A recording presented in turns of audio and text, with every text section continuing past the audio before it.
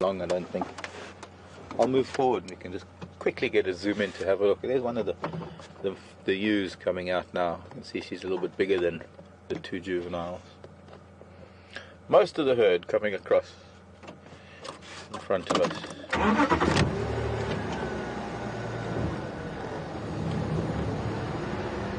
Two little boys. These little boys are going to be able to stay with the herd for this first rutting season of their lives, and they're going to get a taste of what happens to impala rams that are a year older than them. Oh, look at that kudu bull. Wow. Just in the background.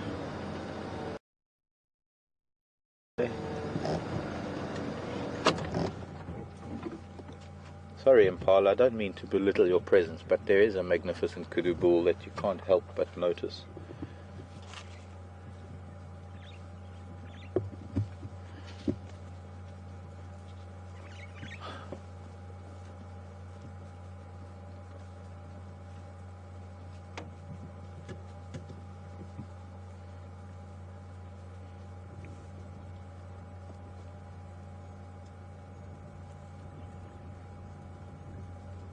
Stretching up to get to leaves that are probably too high for even female kudu, and maybe a little bit low for giraffe, but certainly no real competition for the that a kudu can eat, what we call a trophic level. And even on occasion I've seen kudu hook branches with those spiral horns and pull them down to get to even higher leaves, but it's something that they mostly only do in severe conditions where they can't reach normal browse.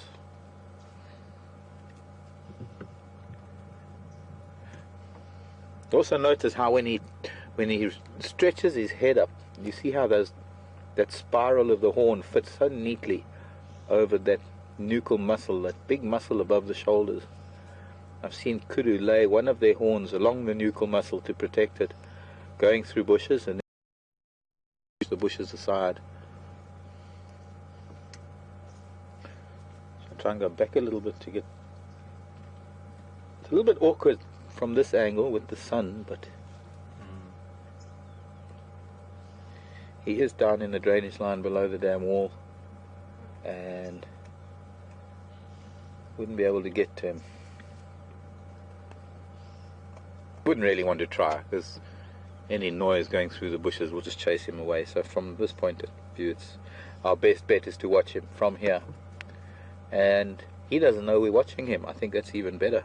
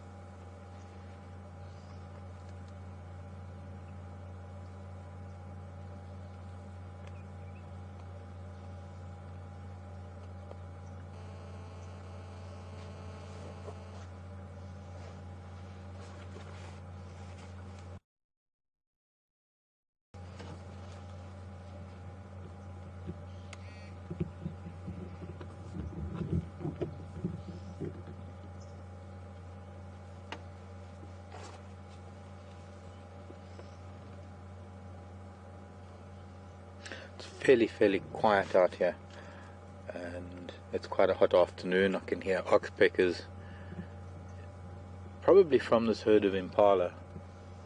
Other than that, there was a little bit of a tapping of a woodpecker earlier, but we're going to notice how activity and all sorts of things change as the afternoon wears on, and as the sun starts setting and temperatures start cooling.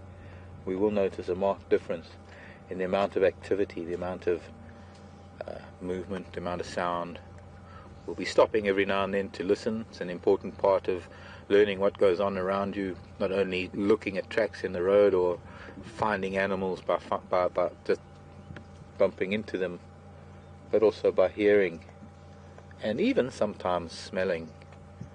There can be things that smell pretty strong out here.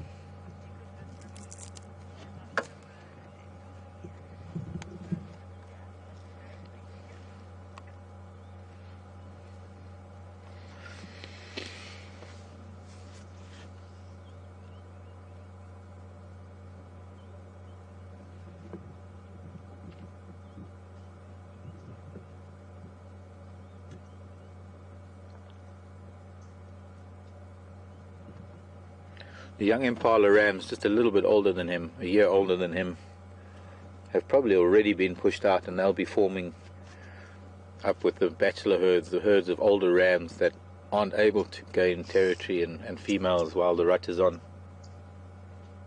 Interesting to watch the process over the next few weeks. And I believe maybe some of you didn't have audio at the beginning of drive, so just to recap from that, my name is Mark. Brian is on camera this afternoon, and Tara and Nikki back in final control. Kudu heading down deeper into the drainage line. I think let's move along. I want to head up towards the eastern part of our area. A little patch of the Sabi Sands, Djuma Game Reserve. Bye, children. Be good. All the rams are so cute with their little horns. I want horns.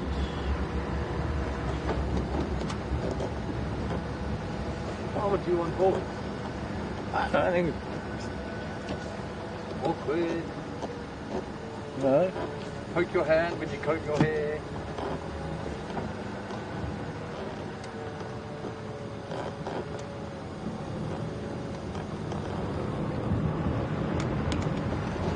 I'd have to make holes in my hand.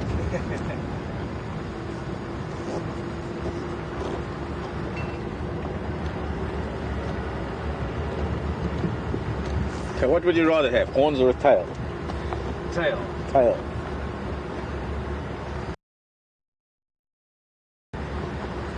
How long would this tail need to be? At least a meter. Maybe longer.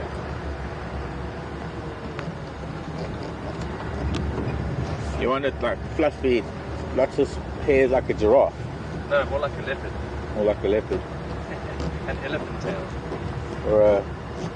Or a lion with a little ball of fluff on the end. What up, Franklin? Franklin that just got a little fright from us. Spurfowl, actually. Well, Franklins and Spurfowl, same family. And there she goes. Oh, there. Another one coming across the termite mound. Interesting Spurfowl. Legs reddish beak. Quite colourful, really. And I know that we've probably got some birders with us this afternoon, so what we're going to do is we're going to be doing a little bit of birding. And for those of you who don't know what that is that we look at birds and we need a couple of us to confirm the identification to make it a positive ID, and I will encourage the viewers to be IDing the bird rather than me telling you what it is. And this is one of the first. I've already given you a clue. It is a spurfowl. Hashtag Safari Live is where you can send your answer, or you can send it to questions@wildearth.tv. Those are our two main addresses that we get questions, we get feedback from our viewers. I can ask you questions and you can give me Although I have to be honest, I think it's better sometimes answering on email, because then you can just put the answer in the subject line and it might make it a little bit easier for the office to read through them, because all we really want is the answers sometimes, or occasionally, like now. Oh, there was a lizard. I only saw its tail, that it was a lizard. I need to look out for it again on these rocks.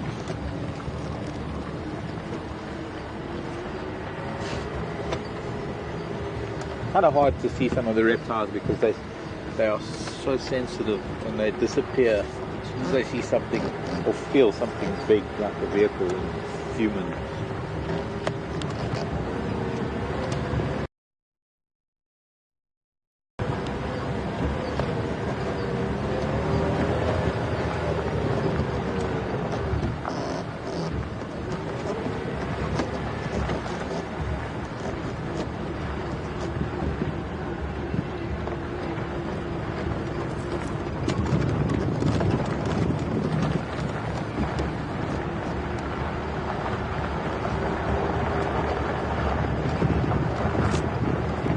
Nothing of our new viewers. Every Sunday evening after drive, we end up sitting around the fire and chatting. But yes, our fireside chats, Sunday evening fireside chats, have become a staple, I guess, for Wild Earth. And we will be sitting around the fire this evening, Brent and myself, and then Steph and Scott, and chatting about things. But we also have a question and answer session on our fireside chat. I will remind you again a little later, but we do have that wonderful time when we can interact, and instead of asking just one of us a question, you can always send a question and we can all try and address the same thing. So don't send any questions now, but just keep in mind that this evening after our drive, we're going to be ending drive and going almost straight into our fireside chat. And once we start with the fireside chat, some questions can come in that we will line up to answer around the fire on the fireside chat. And that'll be from 6 to 7 Central African time, our time.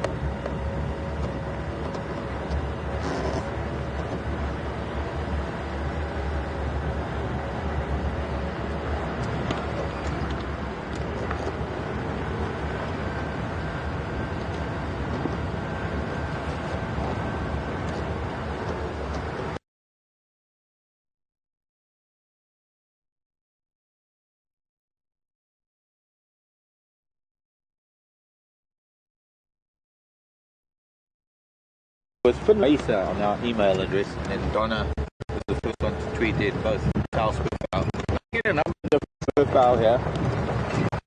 And I remember in my younger years, I used to confuse the Towel Spurfowl with the Swainsons.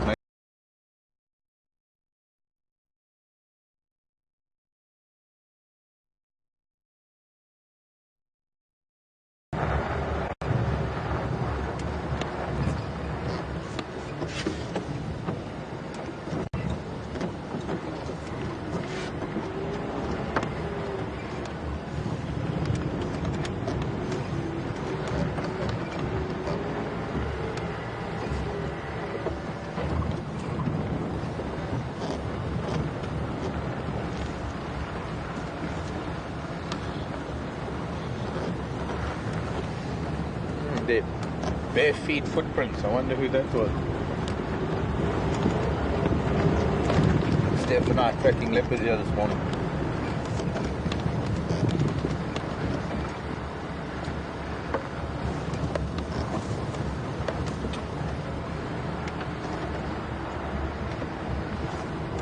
So I think we should be fine with signal right now. I think that little choppiness should be over with.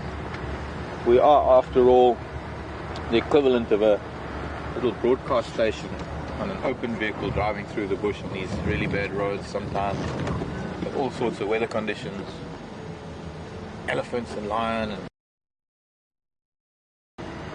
and the list is ended.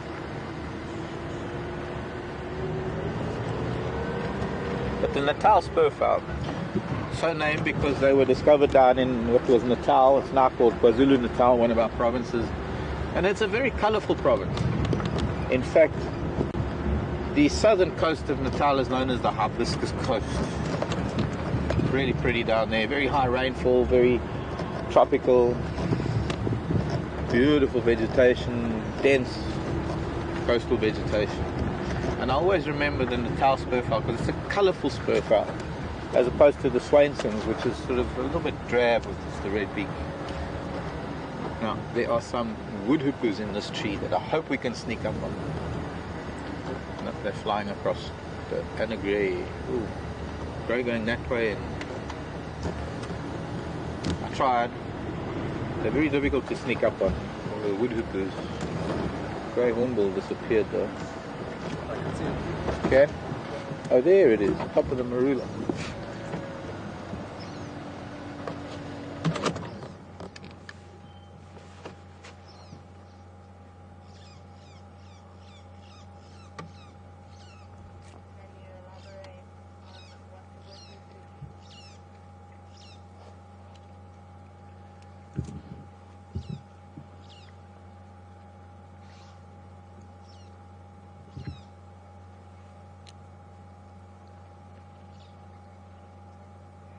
Not a great view of the grey hornbill.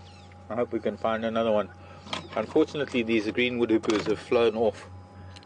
And somebody's asking for me to elaborate a little bit on what they eat. They have an incredible bill. Very, very sharp, decurved bill. That they use to probe holes in mostly in the trees. They have an ability, especially with that long tail, they have an ability to clamber all over the branches and the trunk, and they use that long beak to pry away little bits of bark to get into spiders, little spiders' nests. I'm not talking about webs, but little spider nests that live in trees. Grabs anything they can find, nooks and crannies amongst the foliage, but generally on branches and tree trunks rather than on the leaves. There are a lot of smaller birds that are small enough to utilize the very ends of the branches to glean insects off of the leaves.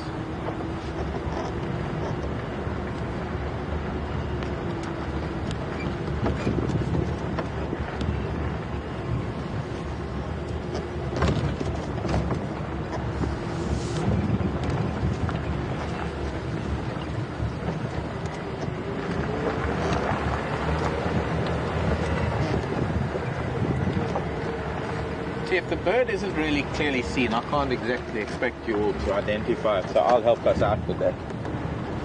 But if we get a really good view of the bird and it stays put for a little while, get an ID on it, then I'm going to rely on all of you out there, wherever you are in the world. And also, just by the way, if you're going to send a tweet or you're going to send some emails in, please let us know where you're from. It's really great to hear from people all over the world, and out on a drive here in Africa in a sunny late summer, autumn afternoon.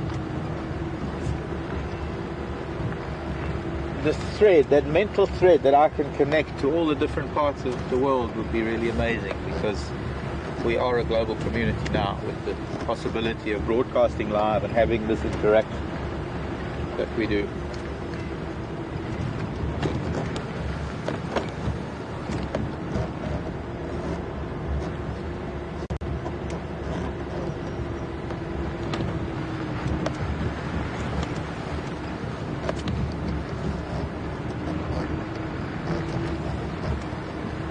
Very often, just getting back to the previous bird, and I hope I can find you another one, was a grey hornbill, as opposed to the more frequently seen red-billed and yellow-billed hornbills. And I wouldn't say that it is more rare. I mean, the grey hornbill is quite a widely distributed hornbill. I think we'll just go on to Cheetah Cutline quickly, and then go back down. Go down towards the Fuzzle Dam. But the grey hornbill is a little bit more secretive. They aren't as numerous, perhaps because they might have larger territories. They somewhat differ in their habits a little bit to the other two. I can't really elaborate on that much, other than to say that you don't usually see them feeding in the same way and so we don't see the grey hornbill as often as we may hear them, you know. But I'll try and find another one as soon as I can. Using the afternoon to look for birds and other things, because the animals might still be relaxing in the shade, resting up in the heat of the day.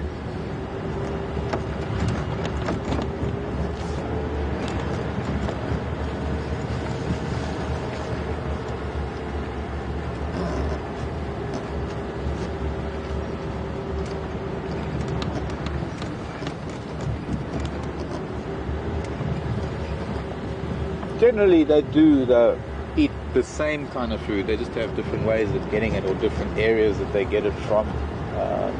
I can't say that I've ever seen grey hornbills doing what the yellow-billed and the red-billed do. Things like sitting on termite mounds and eating the termites when the termites are busy, or eating certain berries. One seldom sees the grey hornbills in action because they're so shy.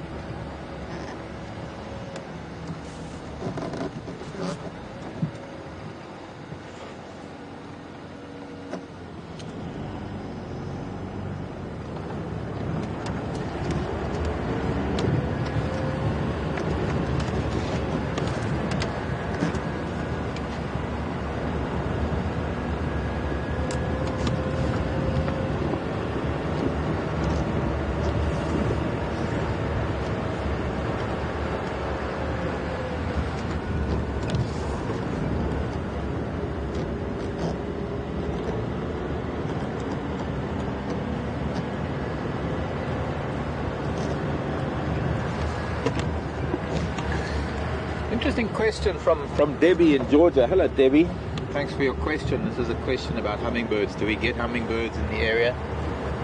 What do they look like? Debbie, we don't get hummingbirds in Africa. We do get a similar kind of bird. We get a bird called a sunbird that has a similar physiology. It looks very similar to a hummingbird, and strangely enough they even feed very similar to hummingbirds, but they don't hover like hummingbirds.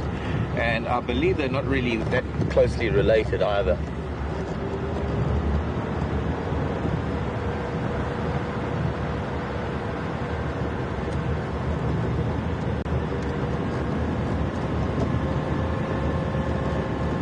Hummingbirds mainly North and South America. I don't know, do you have hummingbirds in Europe? That's a good question. No, I don't think so. Another bird. Oh, he's flown away. Maybe still get him. Him or her. No, they just went out. Yeah. That was the southern black tit.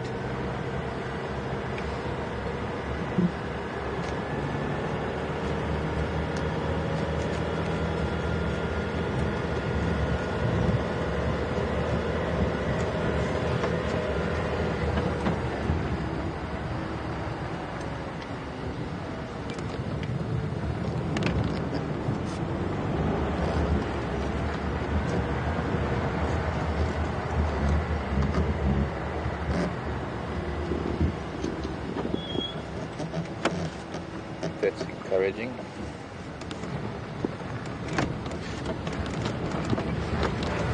Very encouraging. I've seen some tracks on the road that are making me very excited.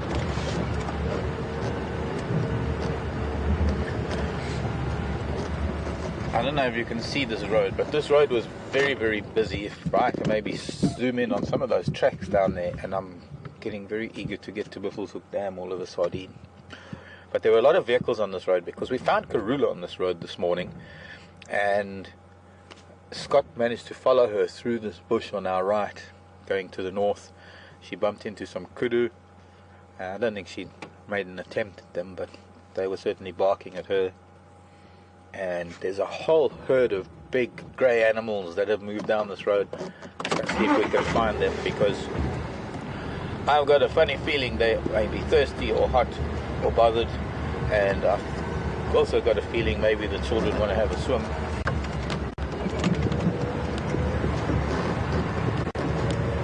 looked like a number of children. But I would say there were a few vehicles on this road this morning, and I can barely see a vehicle track because of all the other tracks of these wonderful children that are headed down this way, and are probably, if not at Buffelshoek Dam, certainly on their way there. At least I hope so. I'm going to go this way around rather than that way around. The tracks do go down a road called Pan Road, goes to Buffelshoek Dam, but we're going to be going on this Hippo path, this Hippo Pools Road. Maybe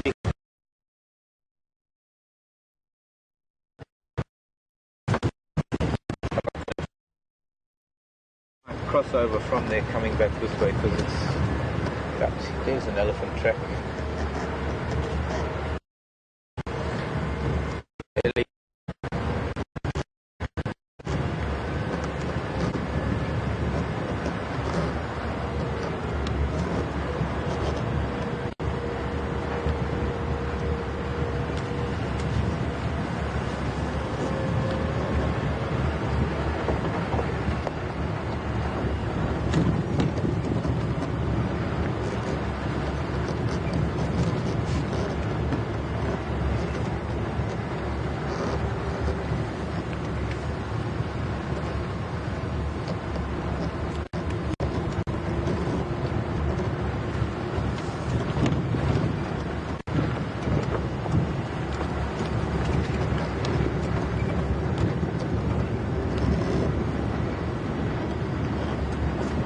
This whole herd of elephant have now come back onto this road, and they are still heading west, and there's some very small elephant tracks amongst them.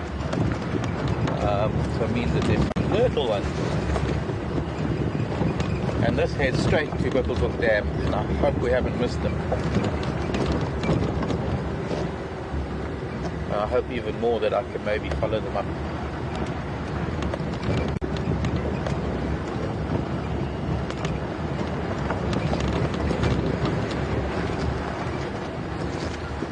No more tracks here, but that's because I think they went on an elephant path just off to our north.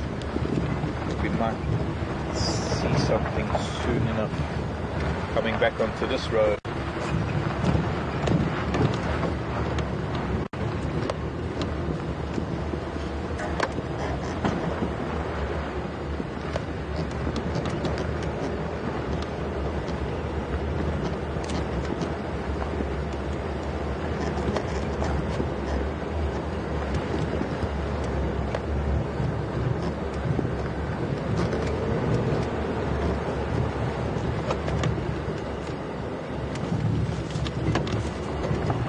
Quiet at the water, a little bit too quiet.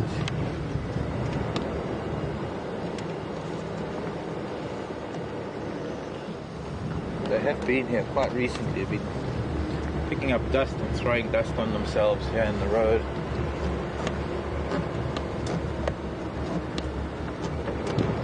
So maybe we ought to just stop and listen for a little bit. Hippo and buffalo together. Wow. Something. There might have been terrapins that splashed in the water over there.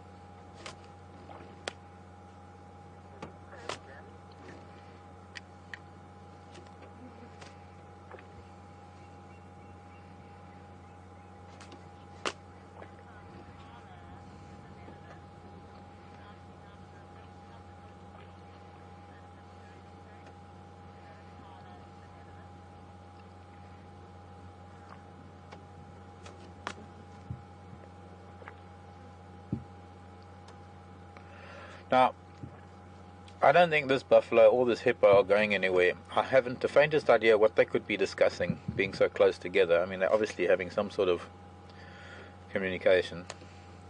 What it is they could be talking about is anyone's guess.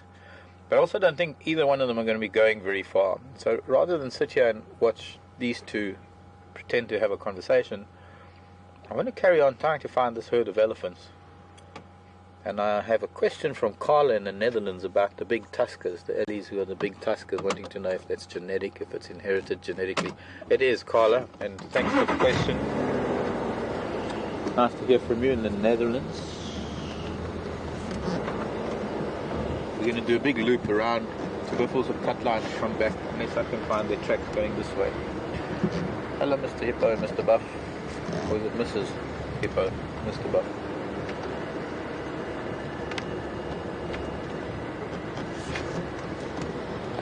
Hippo's not showing very much of itself.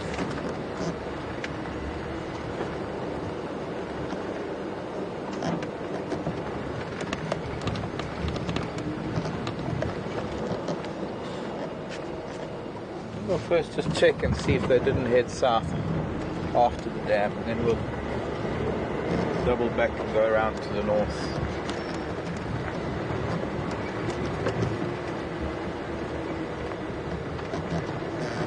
Also, Karulu was around here somewhere this morning, so I'd like to see if we can't find some sign of her.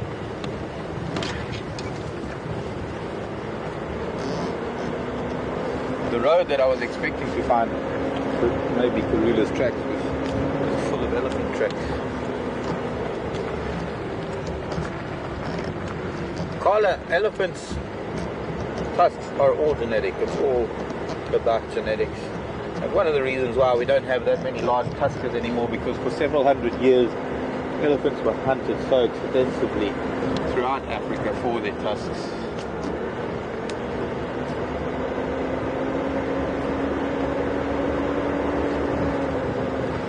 No elephants came this way. If they did, they might have. There they are.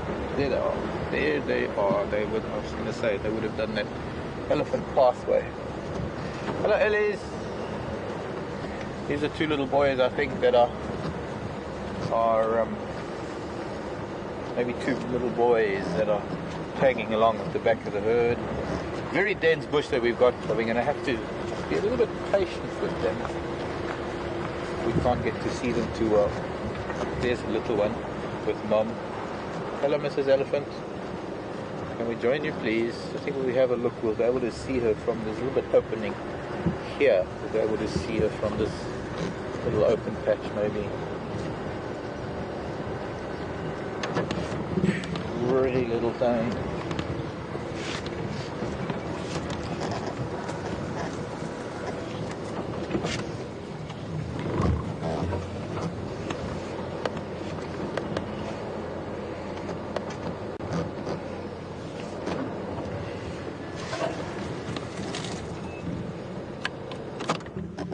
I don't want to be crashing through bushes right now to trouble her or her calf.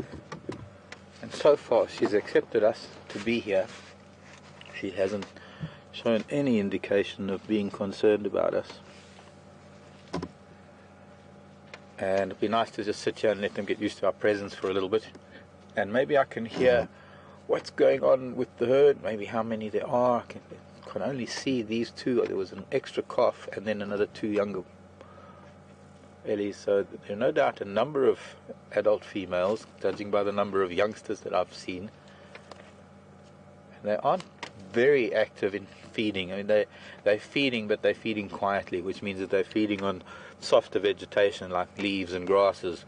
It's only when they start feeding on bark and branches, and going into the dry season they'll be feeding on a lot of the roots of a lot of trees, because the roots store so many nutrients, and they'll be pushing trees over. It becomes quite audible. You can almost follow a herd of elephants in the dry season just by their sound.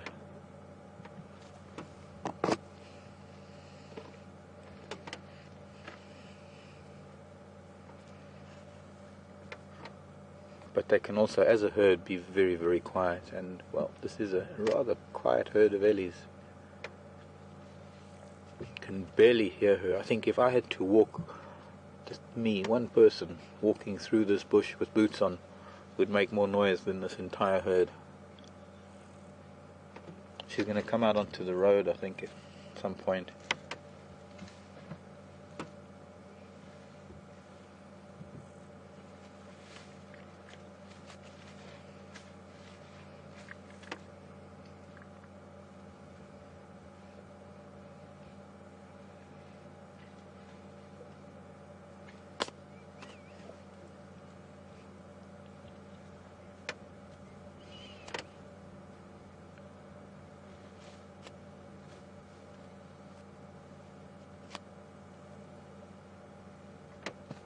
Well, food goes in and food's got to come out. So Brian is going to back up a little bit so that we might catch her coming across the road.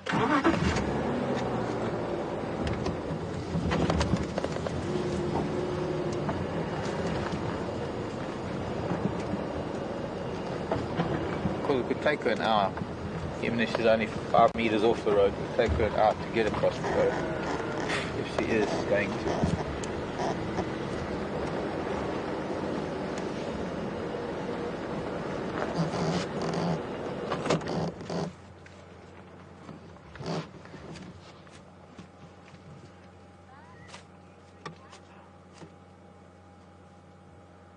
It's always a relief, it's always a wonderful feeling to find elephant tracks, or even any tracks for that matter, but you know me and elephants. And to get some idea of what they're doing and then actually finding them. So we found a herd of ellies, an elephant herd, a family group, moms and calves. There might be one or two bulls with them, we don't know yet. And we had a nice view of this female, but we're just waiting to see if this cow, if she's going to come out onto the road with her calf. And I still haven't really got an idea where they're moving now, but if I have to take it in relationship to the dam and the angle that they came from, they're possibly going to be angling more towards the south and the southwest. We'll see what happens. She's about to come out onto the road after she feeds a little bit, and she might just glance in our direction and say hello to all of you out there.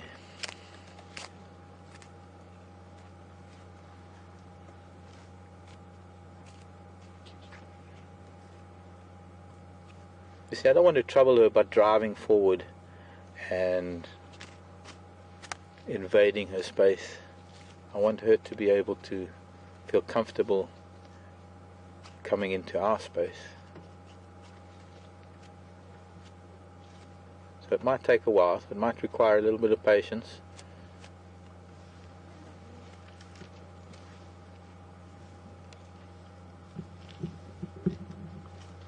I can see the calf moving in the background.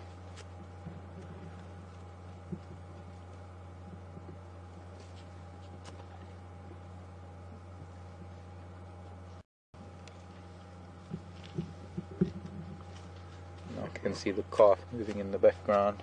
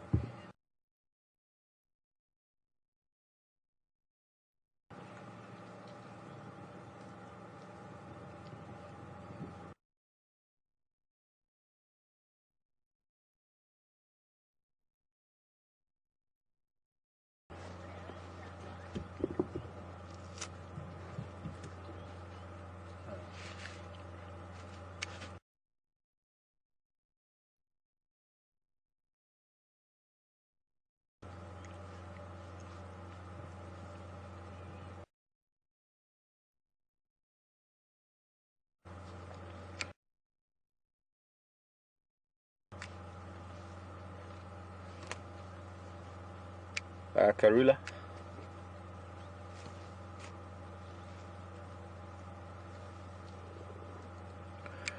We found her on pipeline just above Quarry Pan, and she was heading north into that block, and then I guess up to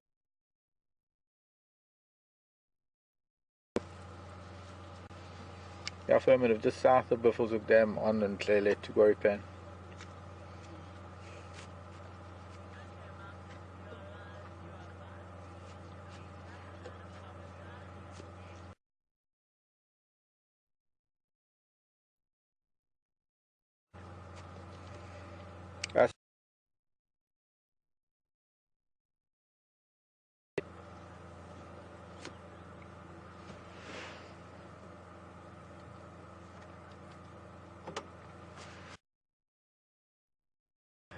They're not very mobile, but I might still be here for a while. Hi everyone.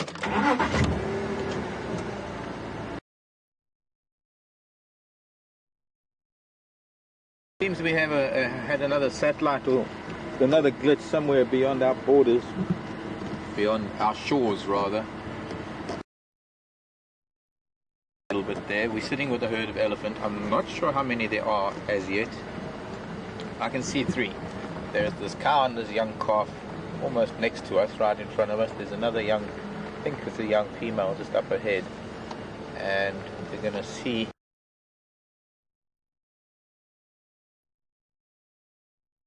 come here little boy. We're going to see he's been trying to drink from his mother, who's possibly lactating again. Maybe she's having another calf soon.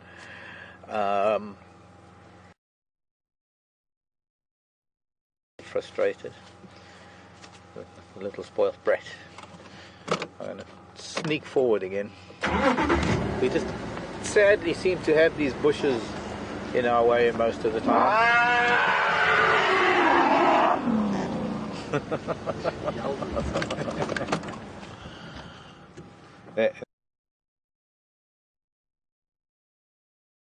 We'll see how long this takes. He stopped. Might also be a comfort thing for him.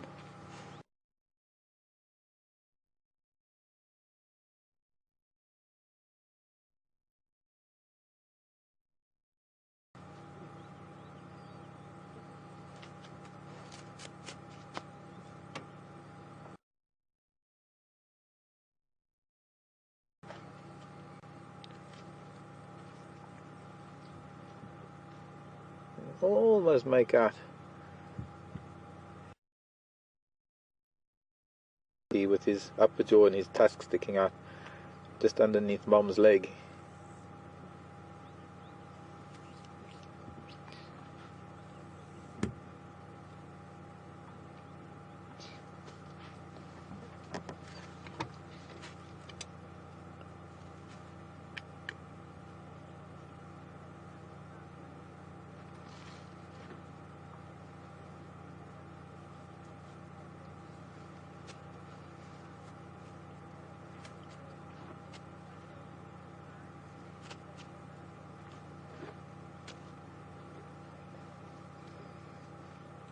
Kathleen's in Glenfield was asking about elephants having twins, saying she's seen 2 calves following a female, and do they have calves? Are the twins, what are their birth numbers? Kathleen, they generally give birth to 1. It has been known for elephants to have twins. It's very unusual for them to have twins.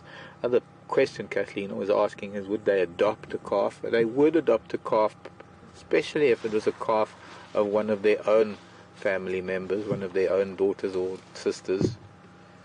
She's going to throw some dust now. Resting up in the shade a little bit.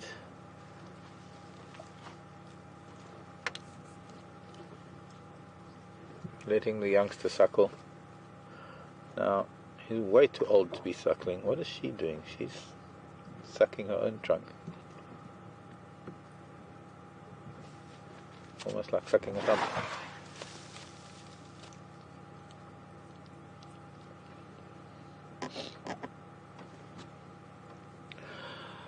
Very difficult for elephants to care for twins because they have to divide their resources, and of course in some areas where water is scarce and they have to move over long distances, obviously there's going to be less chance of those twins surviving. In a place like this with good vegetation and good access to water, there's a much higher chance of twins surviving. But it is somewhat impractical for large mammals to have twins because of the having to share their resources between two individuals, as opposed to ensuring just one individual's survival.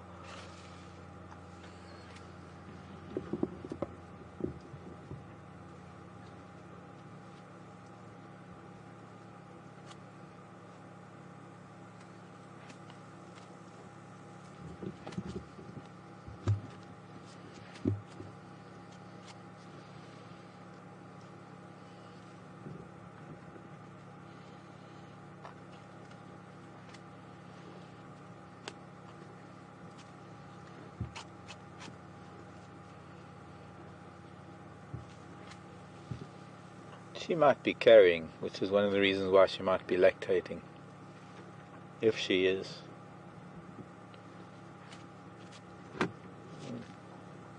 Most likely, I can almost hear I can hear the suckling noises above the sound of her ears flapping.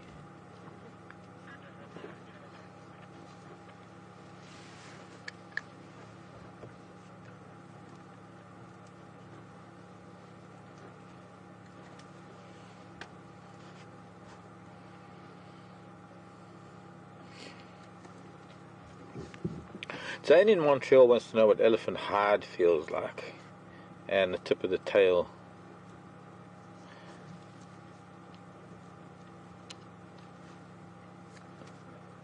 Well, I have to be honest, I've never touched a wild elephant in a manner that has given me time to think of the texture. Well, the only time I did manage to touch an elephant, I was in somewhat difficult circumstances, that I was thinking more in terms of coming out alive rather than testing the texture. But it is a very, very rough. Excuse me, I'm just listening to the radio a second.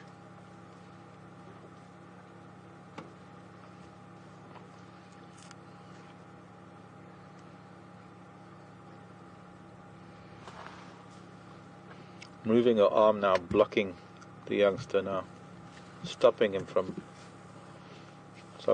drinking.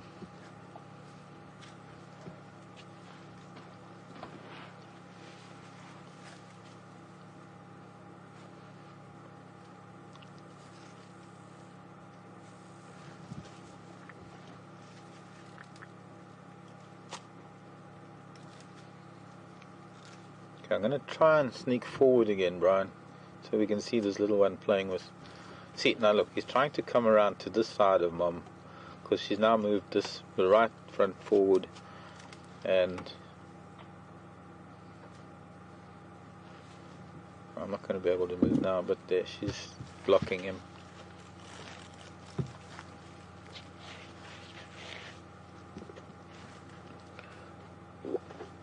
Another calf coming into the road.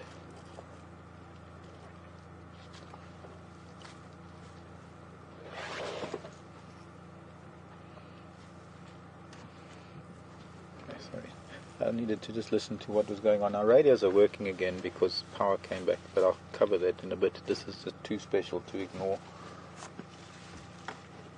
or to even talk over.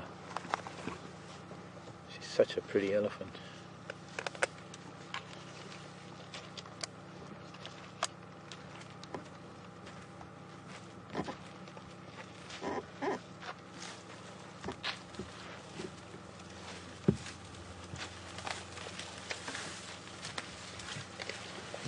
Thank you, Mrs. Elephant. That was very kind of you to share your space with us.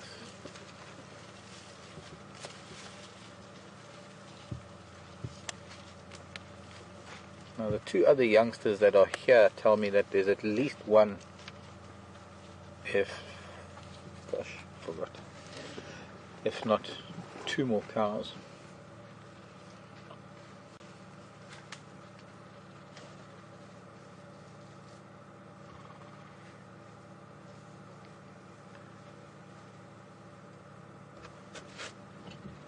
Go see these youngsters and see if we have any others. I'd like to also, we're not too far from Buffalo Dam, there might still be more back at the water.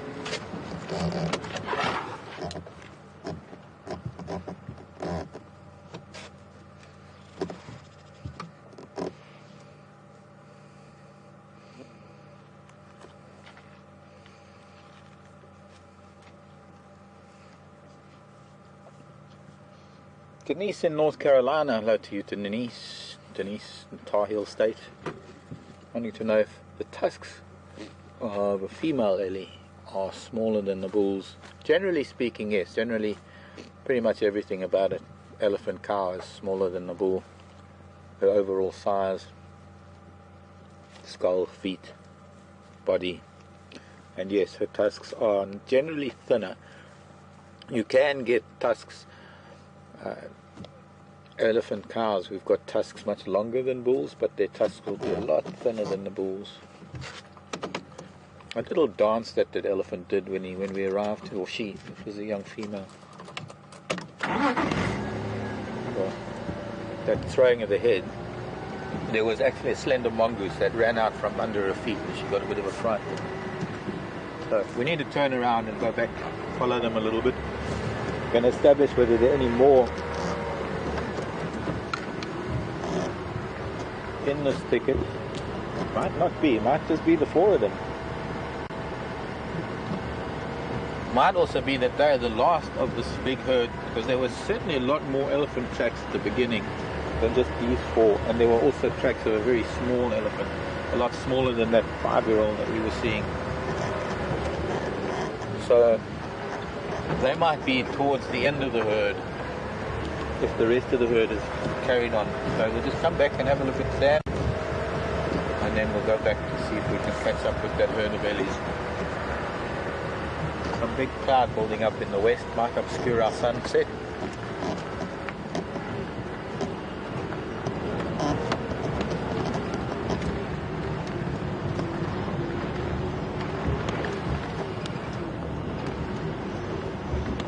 And no sign of any elephants here anymore.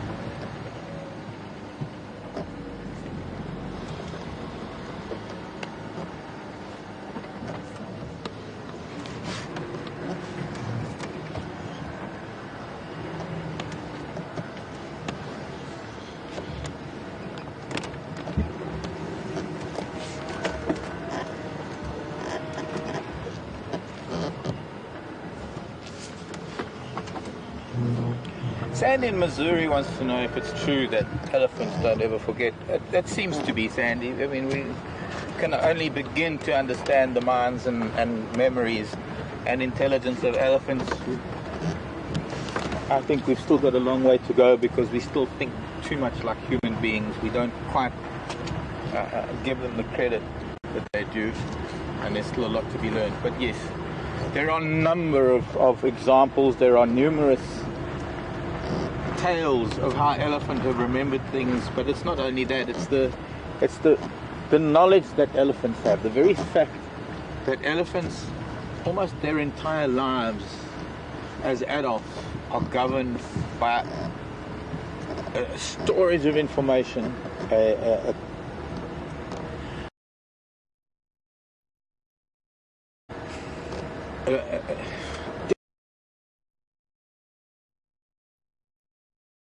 lives that has been learned from childhood and passed on from generation to generation. Mothers teaching calves and where to go in the different seasons, to use different parts of the bush at different times of the year for the best benefit, the best nutritional benefit. And it's that accumulation of knowledge that tells us that they must be able to remember a lot of facts, a lot of things that will account for memory. I mean, it's not only the stories of how they remember each other, or how long-lost elephants have joined up again after a long period of time, or how even humans who've had relationships with elephants haven't. I can see them quite far in the bush. You just see a tail swishing or an ear flapping, but it is exceptionally dense here, and I can't see any way through to get to see them. But more elephant dung in the road, maybe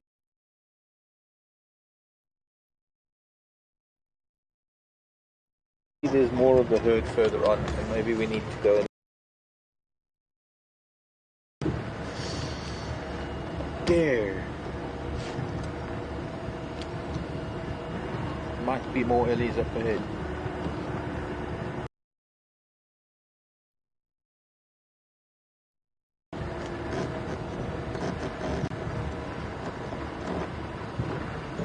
It's an elephant and a little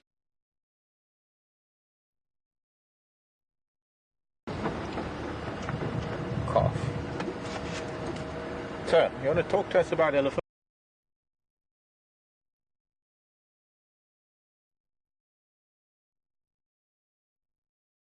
To questions at WildEarthTV, or if you want to send something through Twitter, hashtag. Hello, Mrs. Elephant. Yes. Hello, madam. Please forgive me for intruding on your space. I shall not do leopard tortoise in the road. That little one's waving his trunk at you all. Hello, baby. Trunk's up for those of you who know.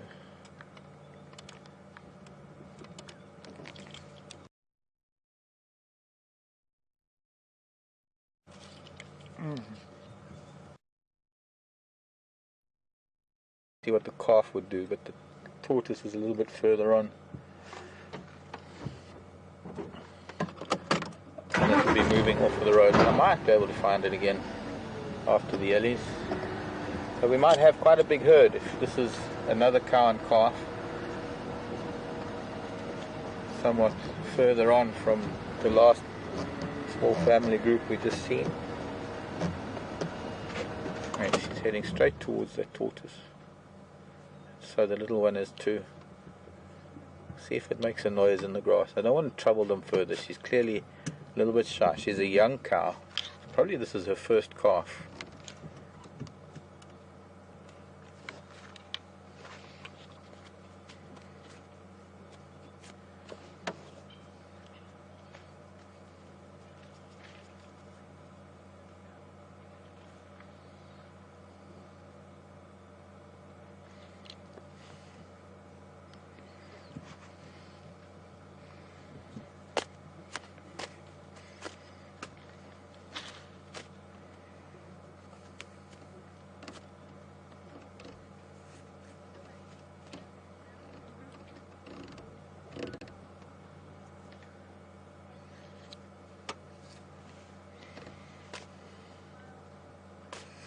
Joyce wants to know if elephants smile or any other body language. I don't know, Joyce. I really don't know. I think that they can show joy on their faces. I think smiling is pretty much a human thing. And you look at how humans have influenced their animals around them. I mean, a dog, domestic dogs, for example, smile under very strange circumstances, because ordinarily for them it would be a grimace, it would be a growl, it would be a snarl. Baring teeth is an aggressive thing. It means the opposite. And so dogs have learned to smile. Elephants, on the other hand, don't have that contact with us. So I don't know, the concept of smile to them is joy and happiness. And when you see elephants playing, I can't answer whether it's a smile, Joyce. I don't even want to venture into that domain. As far as body language, yes, very much. Everything out here, every single animal, even snakes, even insects, everything is run on body language, because they don't have the vocabulary. Our vocabulary as humans, that we've lost every ounce of reading and using body language in our day-to-day lives, even though we do display it. But yes, elephants, very much so. The posture of their head, the posture of the ears, the way they stand, the way they throw their heads, everything about them has got a message to another elephant. And as I said earlier, We're only just beginning to touch the surface of learning about what all elephants are all about. If you think about it, up until about 20 or 30 years ago, anything to do with behavior would understanding and how individual they are. Up until 50 years ago, the scientific world, the biological world, the understanding of nature was all about cutting things up and discovering the physiology and not imbuing any traits like happiness or sadness or emotion or the ability to think or the ability to adapt to the changing elements in their environment. It was very scientific. As for knowing whether elephants smile or not, I don't know. I really don't know.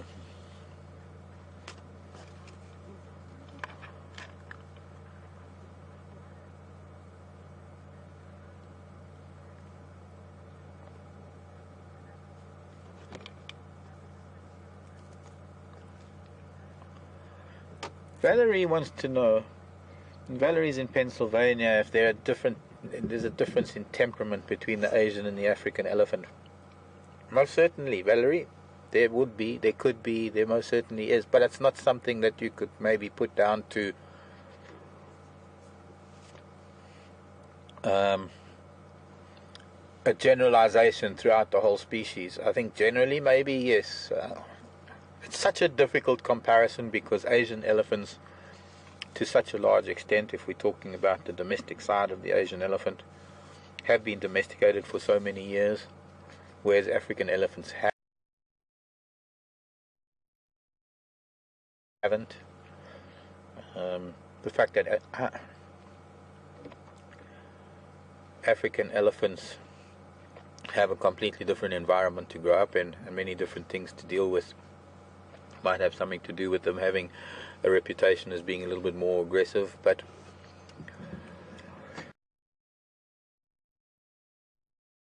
on this planet it all depends on the individual elephants really. There's some Asian elephants that are very much like African elephants here. I mean, it's much like this herd that we can sit with, and they're very, very docile, they're very accepting of our presence. You can go to another herd 5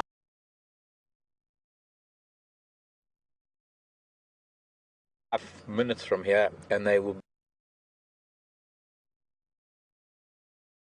Elephants have a different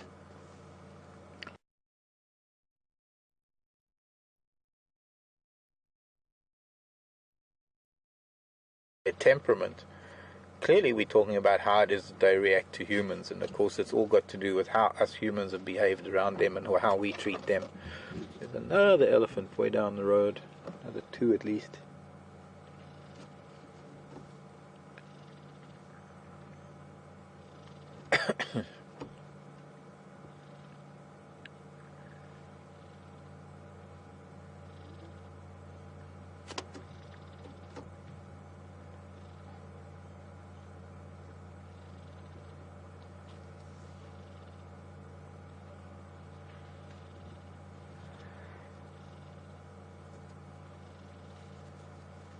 I'm just looking at her. She's a very young female to have such a young calf.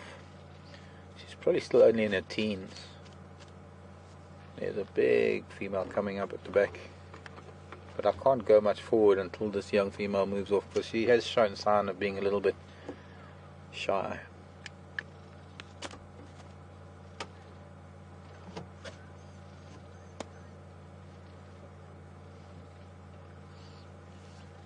Djuma in Oklahoma wants to know what signs the elephant give if you're getting too close.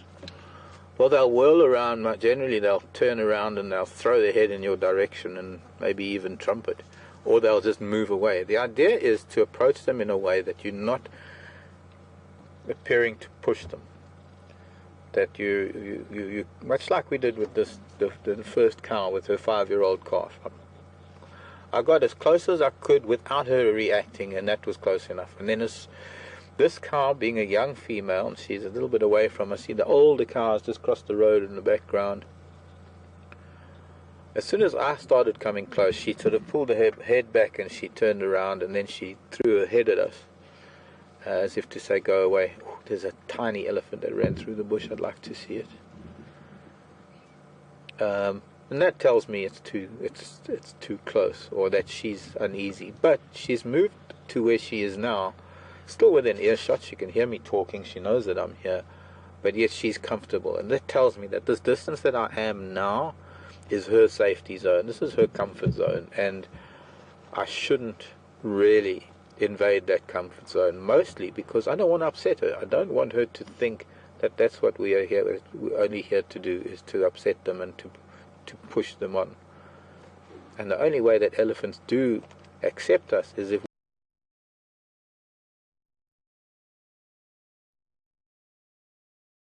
we get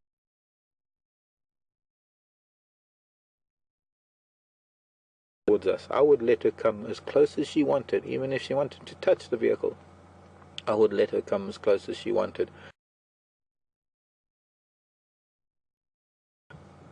At her own doing. She is governing her own comfort zone. I don't think she will, but I'm just saying that you can get as close to elephants as it becomes comfortable for them, and then it's up to them whether they allow you to stay there, or whether they move off, or whether they accept you to such an extent that they will come to the vehicle. And it's an amazing thing. It's absolutely wonderful sometimes when we're sitting and elephants decide to come towards us, and they feel the tranquility of the moment. You can feel that there's absolutely no aggression and no tension. There's no threatening whatsoever. It's all their comfort is in their own hands, as opposed to driving to try and get close to them. That's just too much of a threat to them. That's just too much of an invasion of their privacy and their space.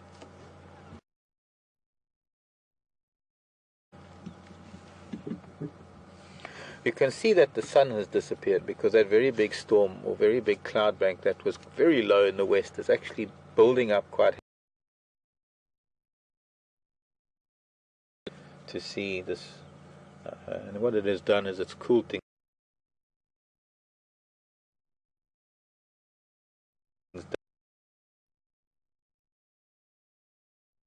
Going to be throwing a bit of rain on the base of the mountains, hiding the sun for a little bit this afternoon, and it might provide us with a very pretty sunset just prior to our fireside chat this evening. So just to remind you, our sunset drive ends with fireside chat.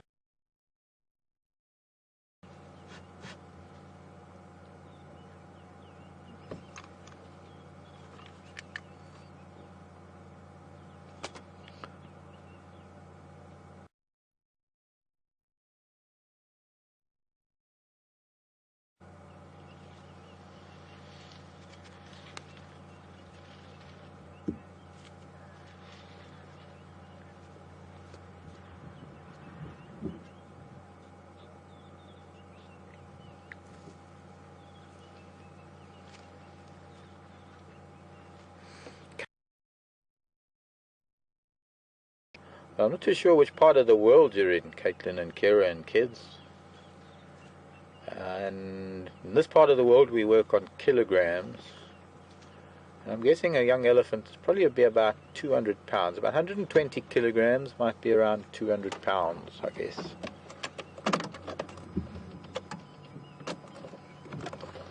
I don't know if you can see that other big lady elephant.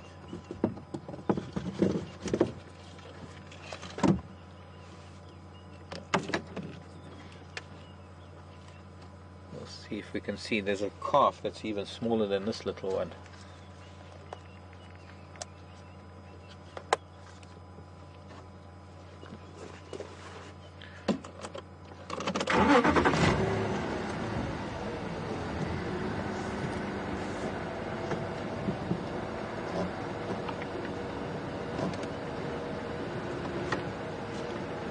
Oh, Ruth is in Costa Rica. Hello, Ruth.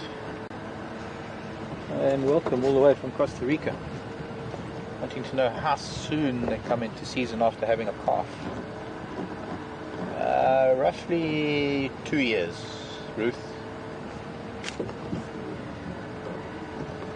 Okay, now let's see if this little calf, amongst this, I've been waiting since I arrived here several months ago to see elephants feeding in this roundleaf teak thicket. Look at that, isn't that precious?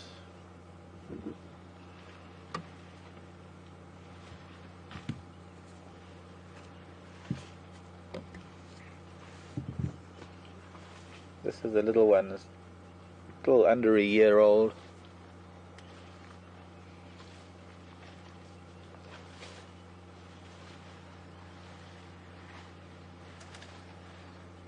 It's just learning about its ears and its trunk. Back to mom. But the big lady has got one that might even be smaller. We'll see if she's going to come this way. And what she's doing is she's picking this roundleaf teak as they move into this little low teak forest, eating the bark off of the base of the branches that she picks up. And I'm going to try and move so we can see her better. She's a magnificent being female.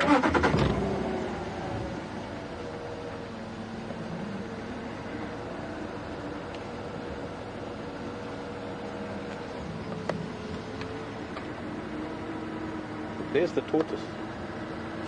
Oh, it's another one. Can't be another one. Giant leopard tortoise.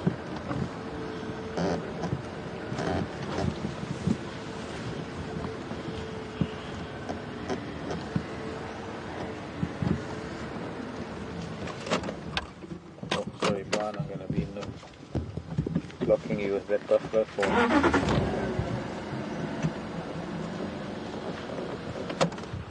Tortoise is eating grass as well.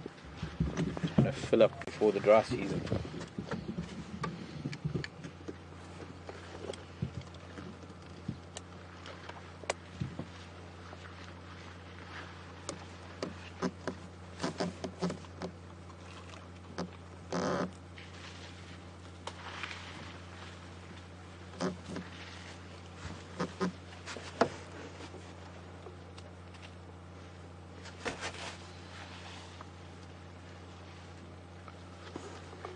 She's got two calves, this old girl. She's got the new one and then her previous calf.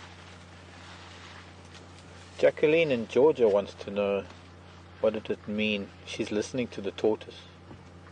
She just turned around because that tortoise is moving through the grass.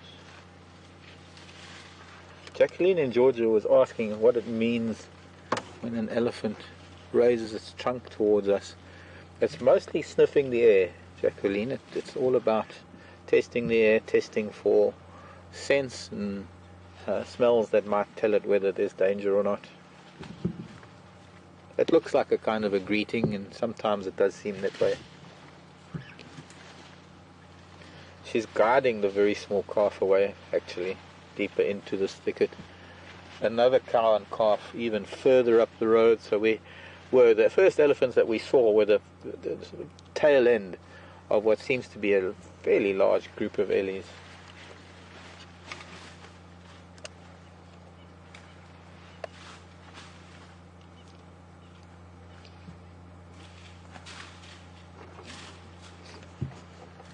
I wonder if the tortoise knows something we don't about weather. Whether or not the weather is going to become weather.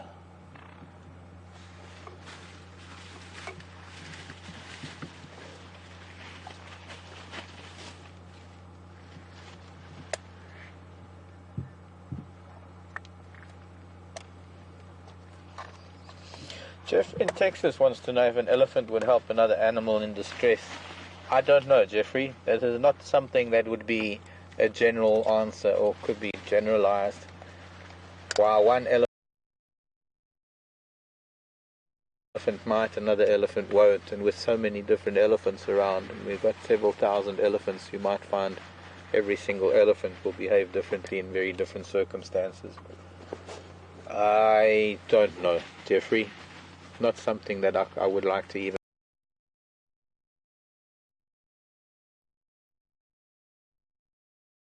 guess at. Behavior is a difficult thing to understand and to predict, because it is not.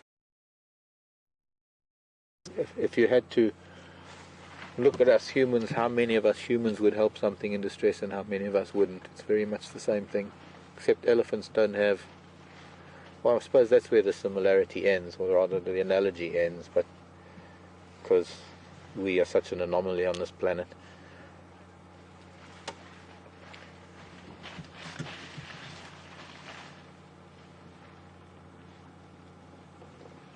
Come, little one.